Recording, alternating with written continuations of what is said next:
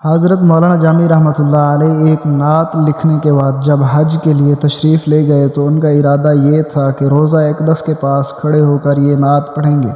چنانچہ حج بیت اللہ کے لیے تشریف لے گئے اور حج سے فارغ ہو کر مدینہ منورہ کی حاضری کا ارادہ کیا تو امیر مدینہ کو خواب میں حضور پاک صلی اللہ علیہ وآلہ وسلم کی زیارت نصیب ہوئی۔ آپ صلی اللہ علیہ وسلم نے ارشاد فرمایا کہ اس کو یعنی جامی رحمۃ اللہ علیہ کو مدینہ طیبہ کی جانب آنے نہ دیں۔ حکم سن کر امیر مدینہ نے اعلان کروا کر مولانا جامی رحمۃ اللہ علیہ کی مدینہ میں داخلے پر پابندی لگا دی۔ مولانا جامی رحمۃ اللہ علیہ بہت بڑے عاشق رسول صلی اللہ علیہ وآلہ وسلم تھے۔ ان کے دل پر عشق نبی اکرم صلی اللہ علیہ وسلم اس قدر غالب تھا کہ چھپ کر مدینہ طیبہ کی جانب چل پڑے۔ کچھ سیرت نگار لکھتے ہیں کہ قافلے میں ایک صندوق میں بند ہو گئے، لیکن پھر بھی امیر مدینہ نے جانے نہ دیا۔ بھیڑوں کے ریوڑ میں ان کی کھال اوڑھ کر چلتے چلتے مدینہ طیبہ میں داخل ہونے لگے، پھر بھی حضور پاک صلی اللہ علیہ وسلم کے حکم سے امیر مدینہ نے داخل ہونے نہ دیا۔ جب دوبارہ امیر مدینہ کو نبی پاک صلی اللہ علیہ وآلہ وسلم کی زیارت نصیب ہوئی اور فرمایا کہ جامی رحمۃ اللہ علیہ کو میرے روضے پر بالکل نہ آنے دینا۔ اس نے جب یہ حکم سنا تو اپنے آدمی دوڑائے جو مولانا جامی رحمۃ اللہ علیہ کو مدینہ منورہ کے راستہ سے پکڑ کر لے آئے، اور امیر مدینہ نے مولانا جامی رحمۃ اللہ علیہ کو سختی سے جیل میں بند کر دیا۔ چنانچہ تیسری مرتبہ پھر امیر مدینہ کو نبی پاک صلی اللہ علیہ وسلم کی زیارت نصیب ہوئی۔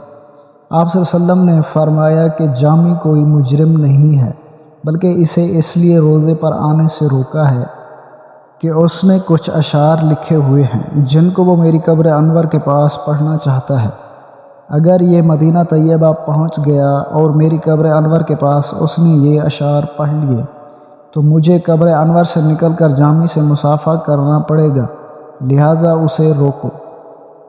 پھر امیر مدینہ نے آپ رحمۃ اللہ علیہ کو قید خانے سے نکالا اور بڑی عزت و تکریم سے پیش آیا۔ پھر امیر مدینہ نے جامی رحمۃ اللہ علیہ سے پوچھا آخر وہ کون سی نعت ہے جو آپ روضہ رسول صلی اللہ علیہ وسلم پر سنانا چاہتے تھے؟ مولانا جامی رحمۃ اللہ علیہ نے روتے ہوئے یہ چند اشعار پڑھے۔ یا رسول اللہ صلی اللہ علیہ وسلم، آپ صلی اللہ علیہ وسلم کی جدائی میں میرا جسم بیکار اور جان پارا پارا ہو گئی ہے۔ گناہوں کی وجہ سے دل نیم مردہ اور آوارہ ہو گیا ہے۔ یا رسول اللہ صلی اللہ علیہ وسلم، اگر کبھی آپ صلی اللہ علیہ وسلم میری جانب قدم رنجہ فرمائیں تو میں غریب و ناتواں آپ صلی اللہ علیہ وسلم کے نالین پاک کے نشانوں پر اپنی جان قربان کر دوں۔ میں اپنے کیے پر حیران ہوں اور گناہوں سے سیاہ ہو چکا ہوں، پیشمانی اور شرمندگی سے پانی پانی ہو رہا ہوں۔ یا رسول اللہ صلی اللہ علیہ وسلم، روز محشر جب آپ صلی اللہ علیہ وسلم شفاعت کا بازو گناہ گاروں کے لیے کھولیں گے، یا رسول اللہ صلی اللہ علیہ وسلم اس وقت جامی کو محروم نہ رکھیے گا۔